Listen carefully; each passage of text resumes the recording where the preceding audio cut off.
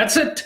Hello, everybody. Thank you for joining us in this virtual digital classroom. It's great to have all of you here. It is exactly 1 minute past 7. My apologies for the tardiness, but it's time to get this live chat started. So while I give everybody an opportunity just to fill in and to join our chat, I see we've got our first viewer in. Can I ask? Okay, we've got more people coming in. That's great. So as we move in to the virtual classroom, I'm going to start off just by a few general things for the session. The session, I think, I've scheduled it for about half an hour, so we'll see how far we get in that time. This, of course, being one of many of these types of discussions. I see Alta Hitchcock join. Thank you, Alta. Great having you here.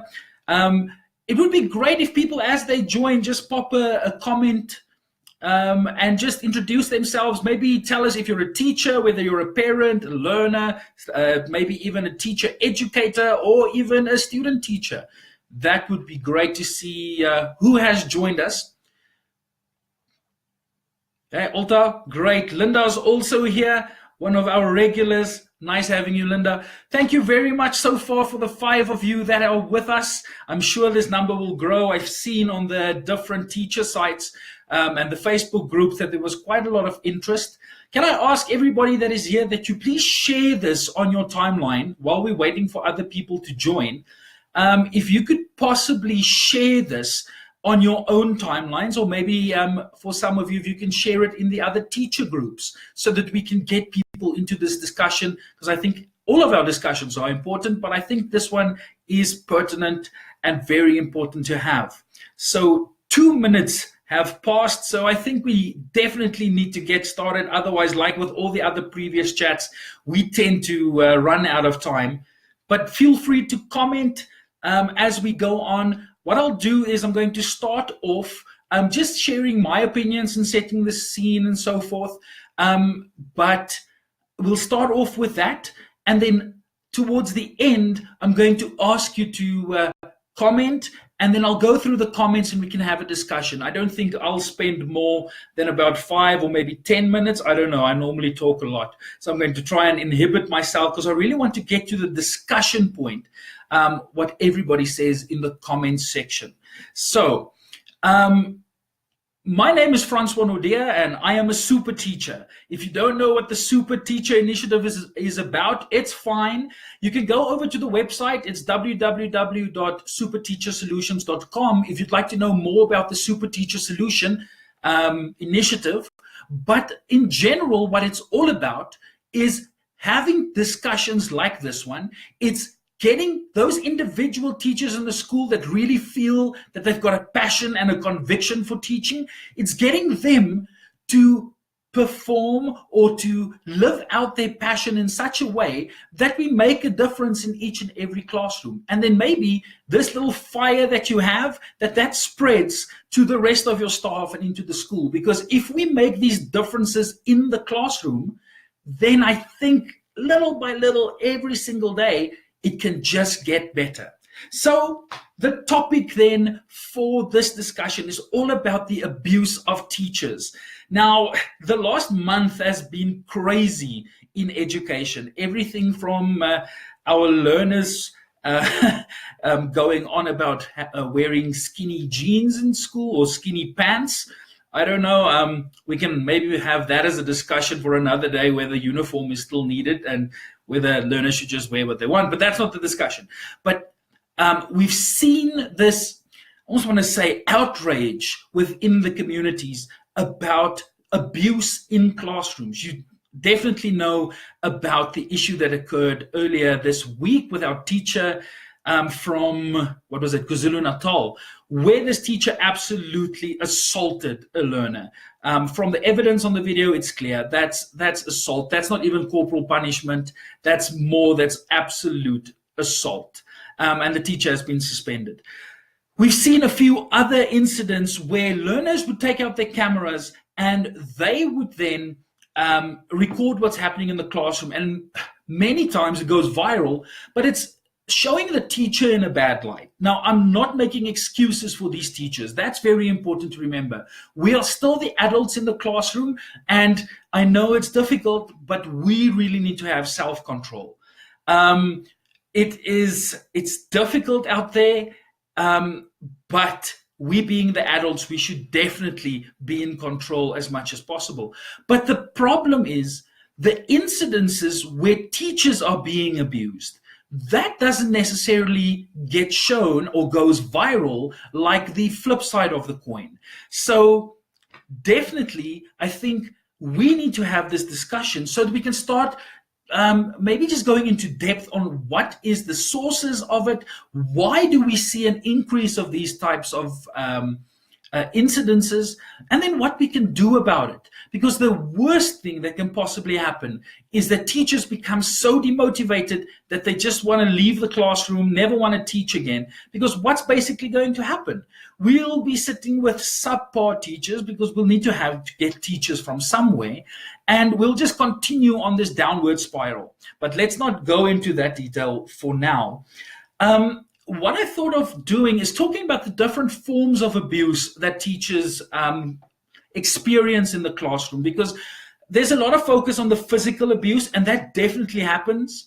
But the emotional or the verbal abuse that teachers get is absolutely shocking. I think the prevalence of emotional and I almost want to say psychological abuse in the classroom is more prevalent than the physical abuse, but that still occurs.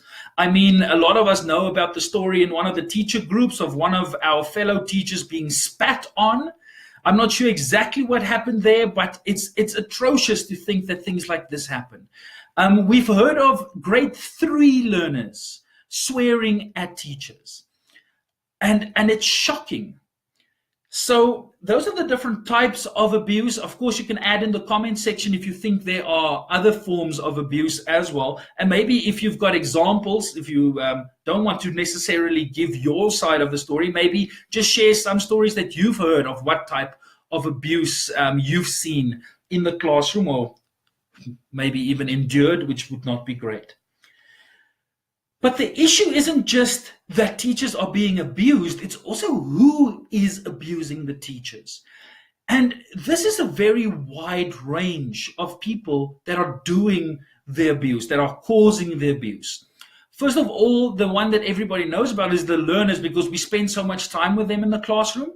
The issue, the other stakeholders or the other perpetrators, if you wish, definitely parents. It feels like these days parents tend to take the side of the learner before they even want to listen or hear to what the circumstances are.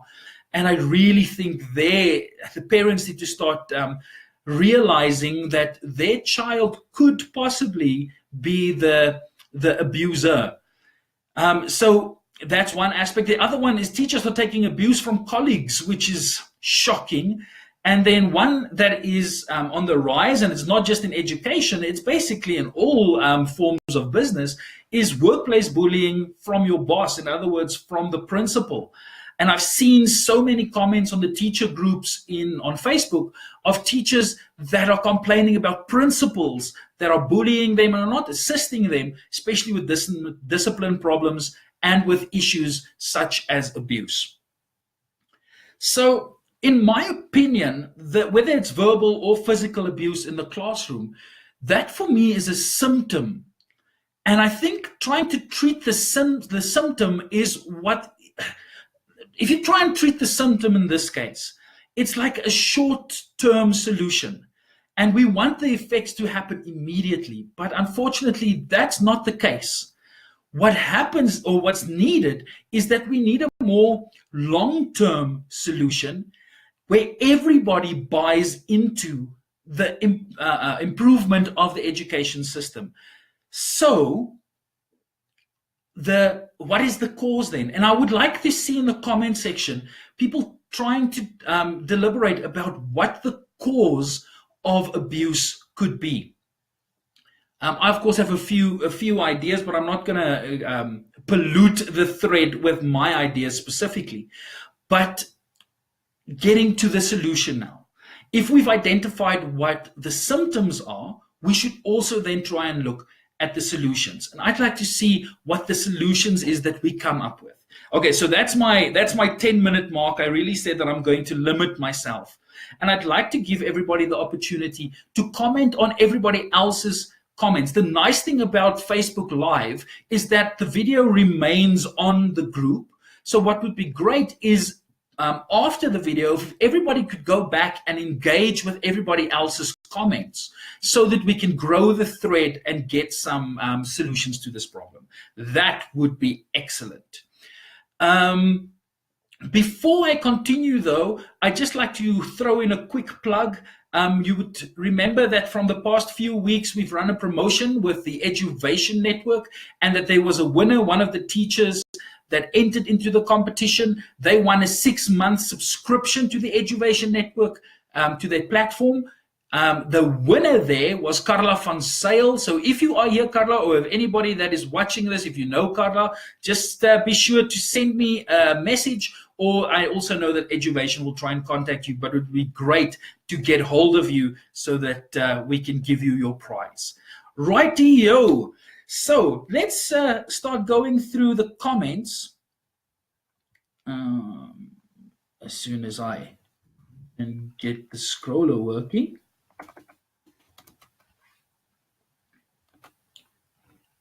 Let's see, here we go, there we go. While I'm doing this, I'd like your opinion, because I'd like to start doing more of these Facebook Live type of discussions, and move or just add that to the repertoire of what we're doing online, so that we have the YouTube channel, and we also do stuff on Instagram, and also just do stuff on Facebook. So let me know if you'd like to have more of these types of discussions, and not just only the one-sided videos on YouTube as I normally do. Right, so why can't I get this feed to scroll up? I can get it to scroll. Okay, great. So let's see. Alzon Stein, lovely having you again. Nomvelo, thank you for being here. Herman, lekker seeing you. So we've got our first comment from Omaret Becker. She says, wish our principal could sometimes stand up for us as teachers and not just take another person or student's word about things. Omaret, it would be very interesting to know whether you are teaching at a government school or whether you are teaching in a private school. Why do I make this distinction? Because face it, this type of abuse would happen in any type of school. It's not necessarily split between private schools and public schools. But what I found in private schools is that more so than in the public schools, the learner is often seen as the client, because in a public school, in a private school, it's about the money, and that you know that the more kids you have in the school, the more parents you have that pay school fees, you get more money. So I know that in some private schools, now I can't generalize, but in some private schools, the principals or the management team often leans more towards the protecting the learner and the parent than necessarily the teacher. But it's not only in private schools, it also happens in our public schools. And I would be interested to know what you think is the reason in the public schools why principals won't support their teachers. Because this I do not understand. The principal has got a mandate, of course, to run the school, but the principal leads by example.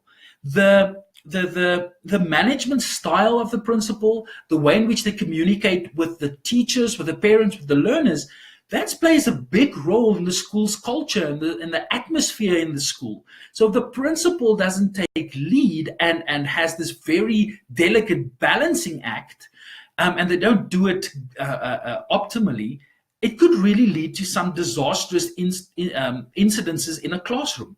So I agree with you. Unfortunately, for you, it doesn't seem like the principal is doing that, but there's ways of improving. And over on the YouTube channel, I've got a few videos that does address that. Tarsha, nice having you here. Alta, now I know I've seen you. You wanted to be part of this for a long time. You've been looking forward to this, so I'm looking forward to your comment. Alta says she's a grade 1 teacher. She's also the HOD of the foundation phase. Now, you are a super teacher. Anybody that's got guts enough to look after the foundation phase, man, that's difficult. And being the HOD, I know, is difficult. You say you've got 28 years in teaching, and you are sad to see the decline in discipline in schools in general. So this is also a very contentious issue. Is it that the discipline is declining, or is it that we are only knowing more, or that the stories about ill discipline is reaching us more often? It's the same story with news. And if we look at natural disasters, many people say there are so many more natural disasters than in the past. Could it be that there really are more natural disasters, or is it just that the news coverage about it shows us more than it did in the past? Now, I can't from an individual perspective say that the discipline is on a decline for me per se, but I know that many teachers, and a lot of the older teachers are, oh wait, let me retrace that. It's never polite to say that. Our more experienced colleagues, let's use that term, our more experienced colleagues are saying that it was easier in the past to have discipline. But the discussion there is, was that discipline effective because of corporal punishment, or is it because the kids had more respect? The reasons why we had better discipline in the past, or why is it that these older or more experienced teachers are not adapting to what's happening in the classroom and to the needs of the kids? Is it perceived by the teachers that discipline is on a decline? Now, I can already feel the outrage coming, because the teacher would of course experience that the discipline is declining.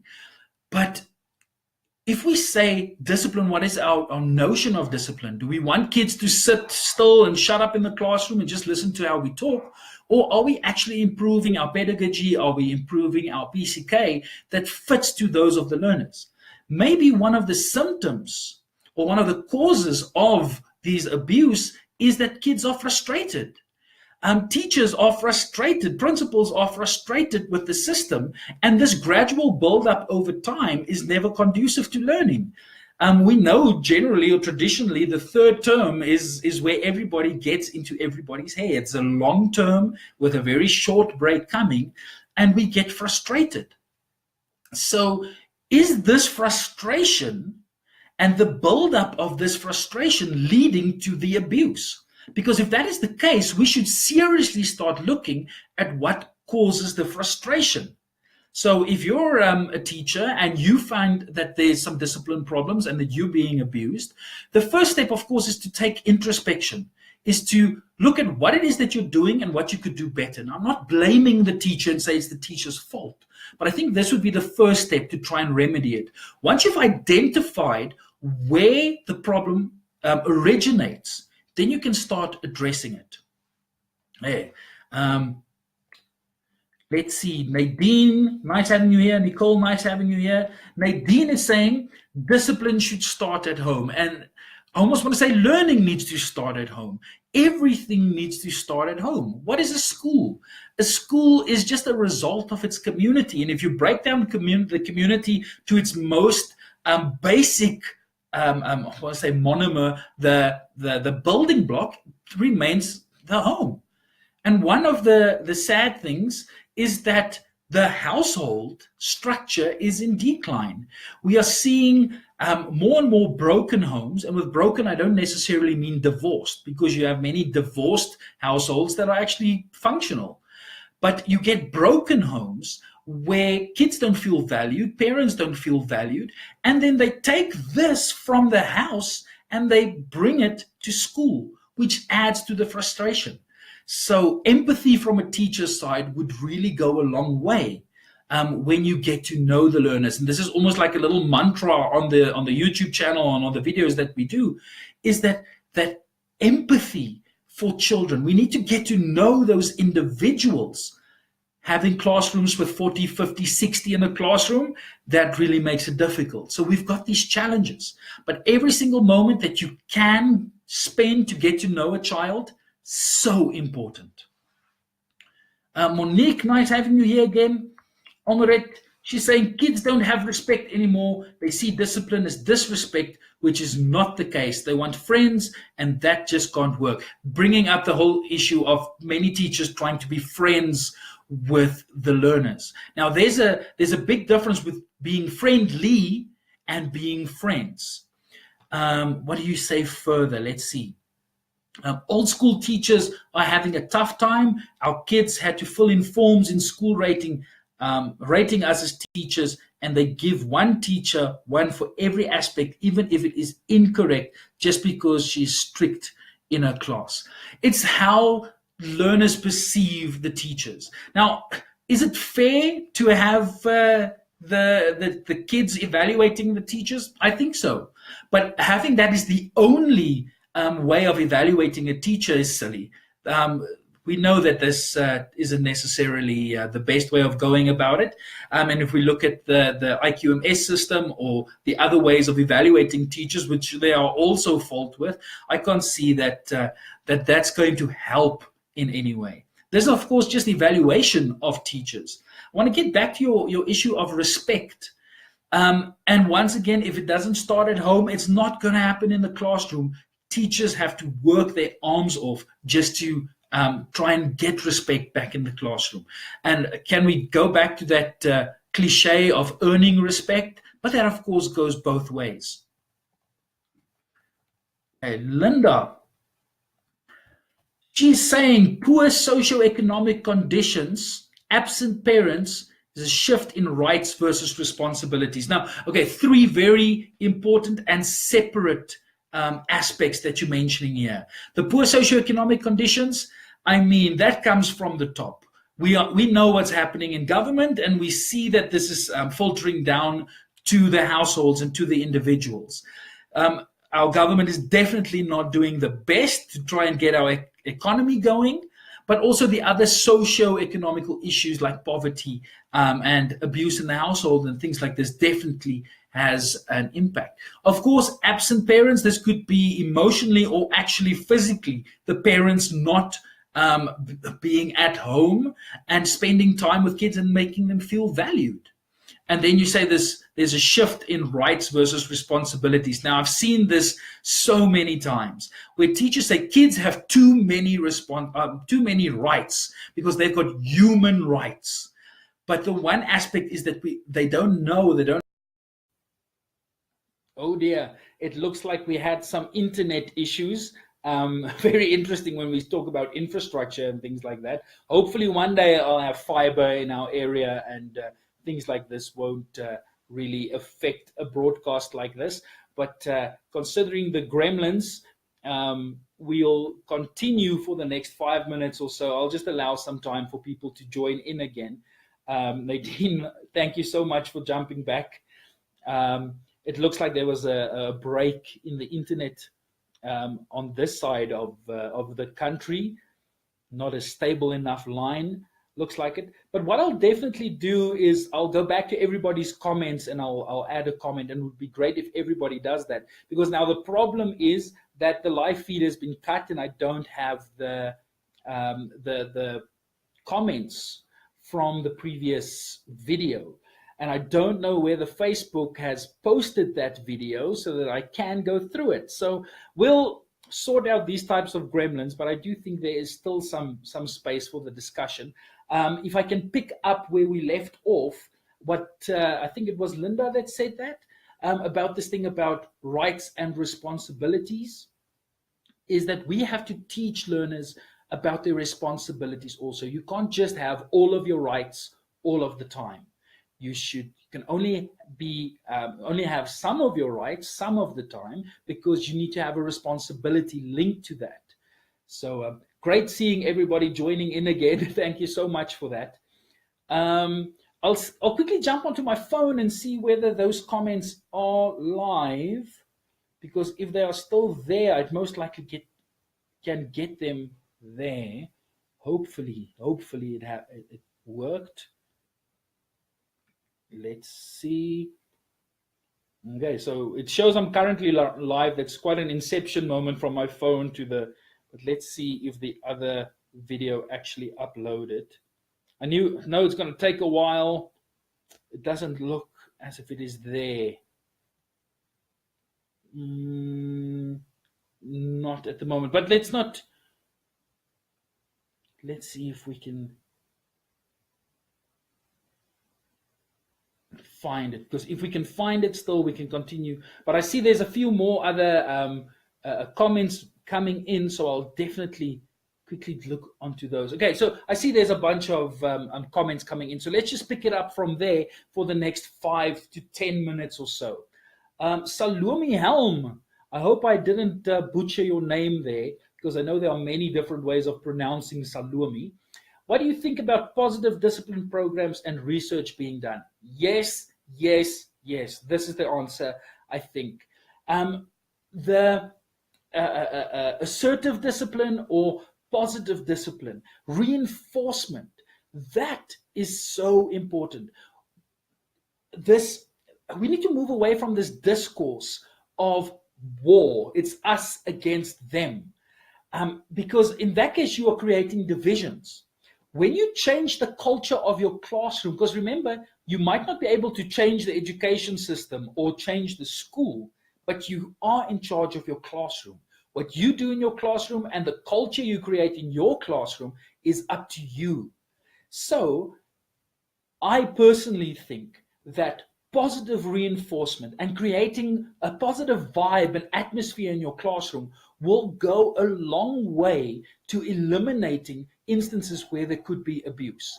So I definitely think that that's important. The research that's being done on it, that is also important. I'm not too clued up on the research on assertive discipline, but I do have a colleague or two that definitely does, and maybe we should do an episode. Tell me in the comment section if you would like me to do an episode on assertive discipline. Thank you for that. Greg, but we've got no support. That is one of the biggest problems. And I've addressed it at the start. Hopefully we can salvage that previous video. But if you are not supported, number one, by the principal, by the SGB and your colleagues, your HOD, the parents, if there's no support, you are fighting this war. I've just said, let's move away from that analogy, but unfortunately, in a school where things are not going right, it is kind of a battle. If you fighting that battle alone, sure, that's difficult. So I do feel for you, and that the support we're getting from government isn't there, but we can't now go and sit and give up, because I'm seeing that happening a lot. By the way, for interest, on my YouTube channel, I can track how many views I'm getting in the last 48 hours on which videos. And it's sad to see that the videos that are getting the most traction are people looking at what else can I do with my teaching degree. Discipline in the classroom, my principal is bullying me. It's all these negative type of videos that people are looking at. And it just shows that the teachers really, really need that support. So if we cannot support each other, if you cannot get support, you'd strongly need to dig deep to make that difference. But I promise you're not alone. As soon as you stand up and you show that you are willing to work for it, there'll be other colleagues that wouldn't mind to support you. But as I said, it's a long-term solution to the problem. We can't want to get the solution overnight. Let's see, Nadine. I'm disappointed with how few parents make time or show interest in issues the school want to discuss regarding their children.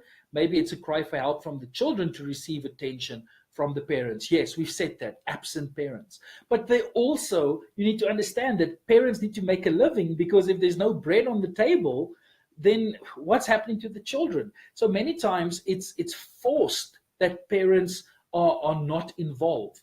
But you can say that maybe for 1 or 2 or 3 or 4 school events or engagements with parents, but a parent cannot be absent all of the time. When the parents show interest and they work with the teacher, we'll see some difference. Let's see. It's a pleasure, Greg. Lovely having Amanda Koopman and Telani Stevens here. as well. Let's see what Natasha Decker says. The main problem is learners see that abusing a teacher has no repercussions, but teacher who get caught in an instance of rage gets suspended or fired. Yes, yes, yes, yes.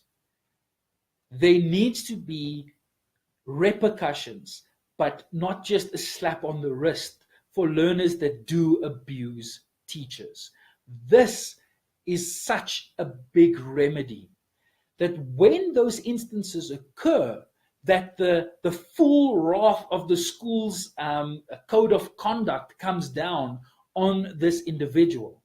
It's so important that if your school does not have a code of conduct, which I strongly don't believe would happen, but if there isn't one, or that the discipline code is very iffy, that the school needs to have a strategic session where you actually build this code of conduct in the interest of the teacher, but also in the interest of the rest of the learners in the class who are there who want to learn. Alta, you ask a very, very difficult question, and I think we're going to end off with this one. Is what power do unions have in teacher bullying? I think the answer is much more complex, and I don't think I've got the credentials to try and answer that. But unions can play a very important role if they leave the politics of politicking out of the school and actually start looking after the people who the members of their unions. I've so many times seen the political agenda of the union taking preference over the individual members' rights. If you don't like the union, and if your union doesn't offer results, move, get another union. It would be great maybe if there's a union representative who's watching this, if they can give some info, that would might assist. Let's do two more. We've got some time, but I do think I don't think the internet connection here is going to hold up much longer. So let's see. Vanessa Ludick, positive reinforcement only affects a small number of children. I, for one, use stickers, badges, medals to emphasize positive behavior. Vanessa, it would be great to know in which phase you teach. At a certain point, children feel entitled to these prizes. They think they should get rewarded for things they should be doing anyways. Behaviorism as an educational theory. There's a lot of rebuttals to it. Of course, external motivation has its place, but the internal motivation is much more important. That's the more long-term type of goal we're going for. So I agree, there are some people that like being rewarded, but we should much more work on the values and the interest of the learners so that they can have this intrinsic motivation and do things because, not that it's necessarily expected of them, but it's because they understand why it is necessary for them to do that. Thanks, Vanessa. Good to know that you teach grade 4. Definitely not going to work if you want to give a sticker to a grade 12. I don't know if there are teachers out there that give stickers to grade 12s. Let me know. It would be interesting to know what their response is. I think I missed. Let's do the last one. Mirinda Carroll. We were advised to make a case at the police, and that advice we got from district office social workers. We, of course, have police enforcement and other governmental institutions that will assist us.